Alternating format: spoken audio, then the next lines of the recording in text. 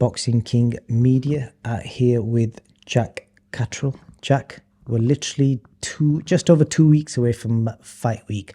The worst question anyone can ask anyone, but how are things 2 weeks away? Things are really good. We're 16 days away.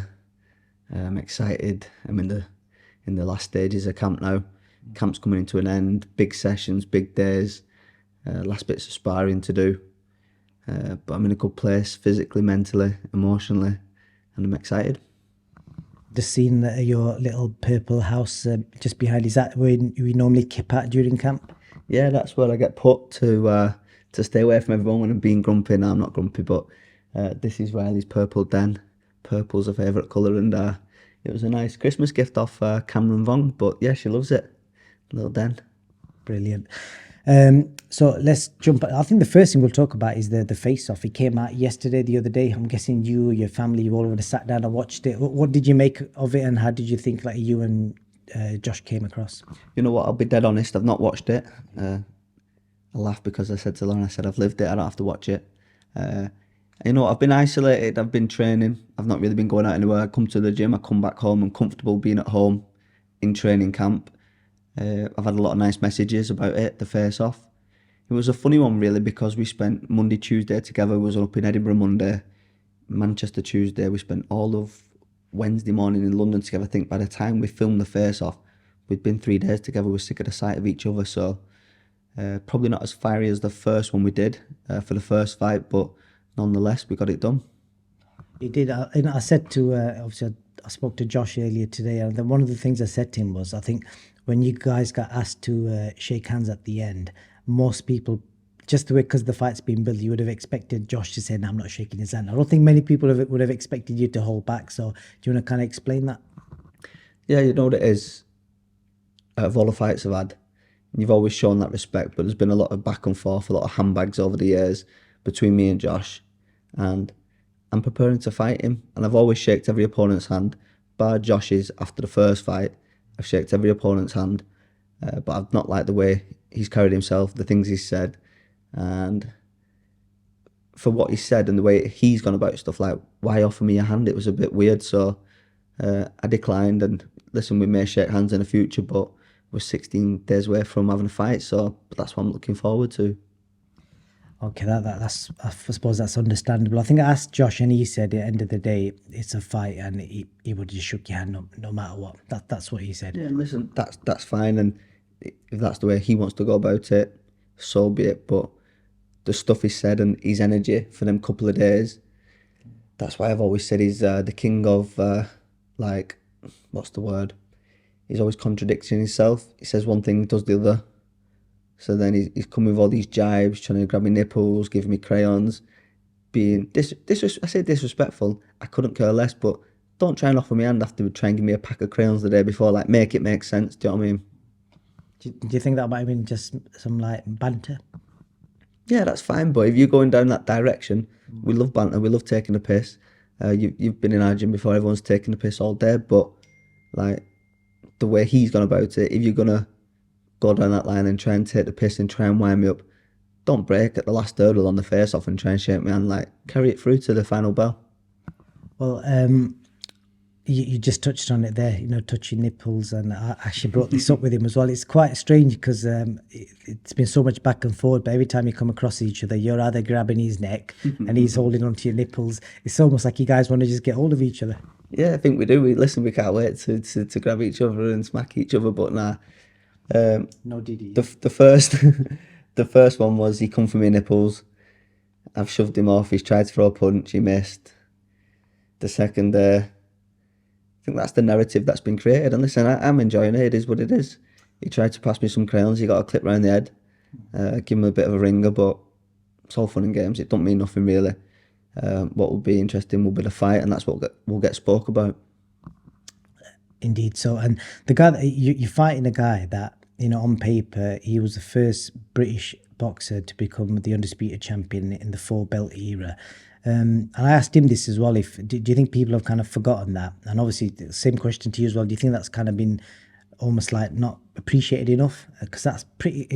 I don't know. I feel like if that was a different fighter, they'd just be constantly thrown in your face. I just feel like it's not really out there. I'm just saying from my perspective. Do you see that as well? Yeah, probably. I mean, the biggest fight of his life, undisputed fight against Ramirez. I was at that fight. It was unfortunate. COVID had hit and it was locked down, and I think there was restricted to 1,000 fans in there, which was unfortunate. But contrary to that, not a TV network picked it up. It was on some app. So you've got all the major broadcasters in the UK, and nobody picked it up. So, and I don't know the reason for that. But yeah, it's unfortunate for him. Because the reason I'm saying that is no matter what happens, let's say for example, if you win on that day, you want people to know you beat a guy that was the first undisputed champion. That's pretty big, as you know. That's what I'm trying to put out there. Yeah, we say when I beat him in May, but for me, I already beat him. I already beat the undisputed champ. There's no belts on the line for this fight, but it's personal. It's a grudge match. It's a great domestic fight, and it's a big fight for me. It's a big fight for Josh. We've done an arena, so. It's not had to have a world title online, which is unfortunate because I've still got dreams and aspirations of being a world champion. But I believe I will get there. But first, I've got to deal with Josh.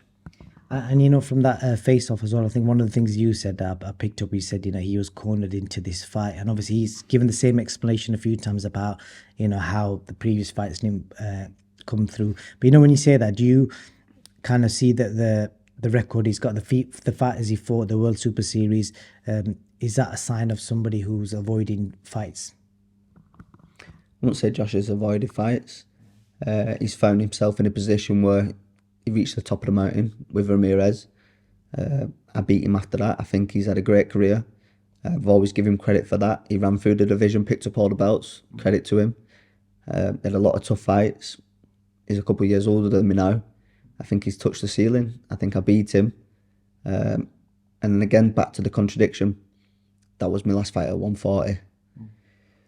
Vacated 3 of the 4 belts. Stayed at 140 to fight Lopez. I'm moving up. Didn't move up. I'm constantly getting asked, and I'm guessing it's the same for Josh. Every day of the week in the boxing gym, in the commercial gym. When's the fight happening? Tried to get a fight with Steve Claggett. I don't know if that was at welterweight at 140. But I think the pressure mounted, and ultimately the fans want to see the fight. I want a chance to right it wrong. I've got a blemish on my record now that I believe shouldn't be there. So I want to put that right. But tell me his other options. There's no fights at welterweight. There is other fights out there. Of course, there's other fights out there. He's a former undisputed champion, but big, meaningful fights. We've done an arena. I don't think he could sell at an arena with anyone else in the UK. And I don't think anyone in America is interested right now. So I believe he's put in a position where this is probably not the fight he wanted, but the fight he's got to take. And then obviously that's what you said about him. And then one of the things he's constantly said about you is he keeps calling you dumb. What I can't remember now. Sam Jones, so finish rest of the things. Yeah, so do you know what I mean? So that kind of stuff. But I did say to him today, I said, you know, the way you fight and your boxing IQ, you know, the history of your fights and obviously how you performed in that first fight, you know, just taking away however drained or whatever Josh may have been in that fight, but boxing skills wise, you showed a guy that is not dumb, somebody who's got excellent boxing IQ. Is that a fair statement? Yeah, listen, everyone's entitled to an opinion. We've just spoke about that before. Why he thinks I'm dumb, not too sure. Not that interested, to be fair. We've seen it in the first fight. I told him what I was going to do at the first face-off. I can outbox him. My defence is better, my timing's better, my speed's better. And I did all them things in that first fight, and I carried it all out. I think I've got a better boxing brain than Josh. Listen, I'm the first to say he's achieved more in his career than me so far. And that I'm comfortable with that, but I believe I'm the better fighter. And when he calls me dumb, it has zero effect on me. And Sam Jones, you mentioned Sam there. I asked him as well what he thinks of Sam as a manager, because obviously he's recently signed Aadam Hamed as well. He's got a really good stable. He's out there, he's backing his fighters, and you know, if you're not good at talking, he can do it for you, which is a great asset to have on your team. Just tell me about why Sam Jones is the right guy to be managing and guiding your career for people that are watching.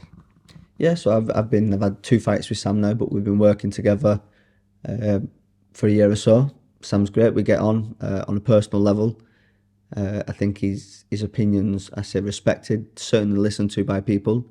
He does good numbers. He can speak. He's got his own I say he's got his own platform, but he's got his own kind of audience.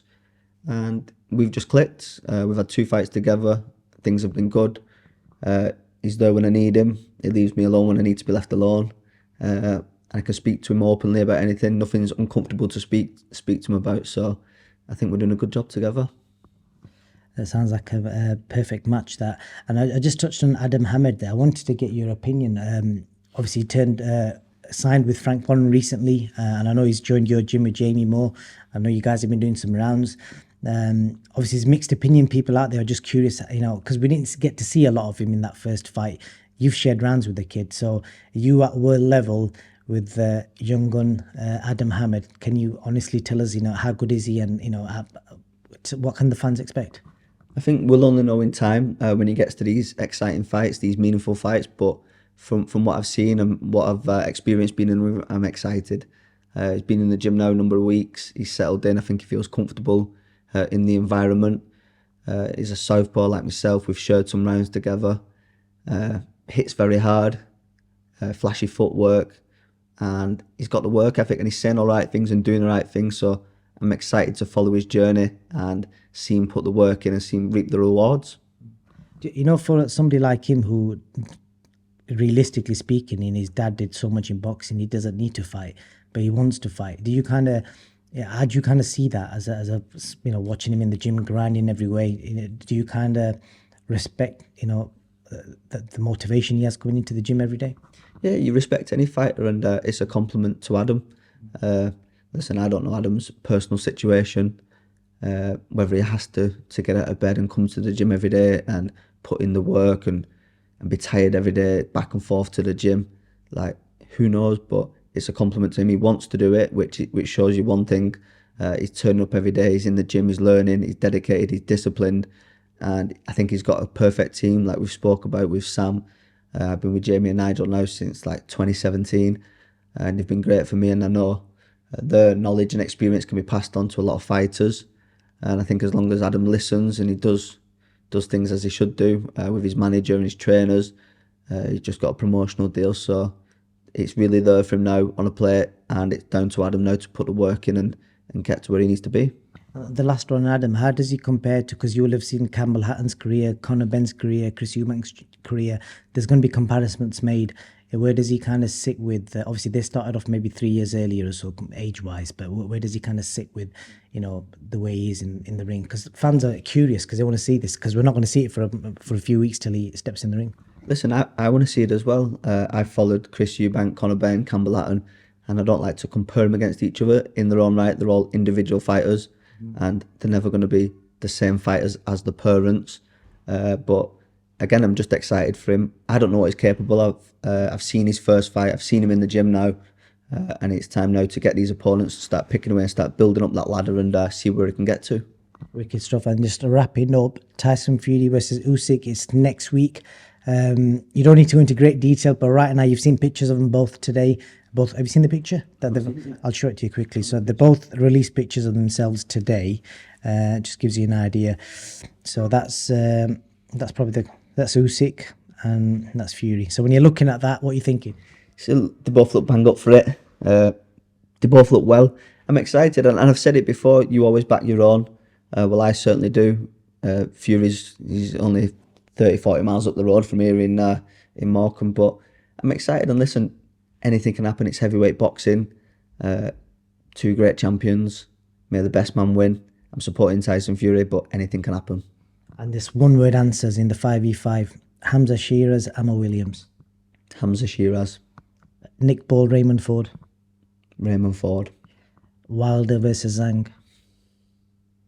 Wilder. Hutchinson versus Craig Richards. Hutchinson. Dubois, Hergovich. Dubois. Yeah, you and Josh are quite different on that. Not far off, but yeah.